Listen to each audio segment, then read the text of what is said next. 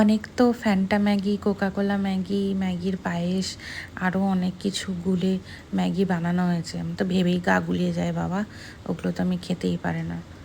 চলুন তো নর্মাল একটু ম্যাগি বানিয়ে নেওয়া যাক। তো তার জন্য একটা বাটিতে ম্যাগির মশালা, কেচাপ, পিৎজা পাস্তা সস আর একটু সামান্য পরিমাণে সয়া সস, অল্প চিনি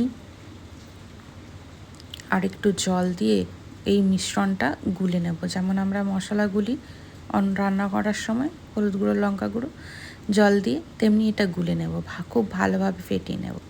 তারপরেই কড়াইতে অল্প তেল গরম হয়ে গেলে তাতে রসুন কুচি, গাজর কুচি দিয়ে ভেজে নেব। তারপরে কী করব, কুচিয়ে রাখা পেঁয়াজ দিয়ে দিচ্ছি, আর যে পরিমাণ ক্যাপসিকাম, আপনারা আপনাদের পছন্দ মতো সবজি দিতে পারেন।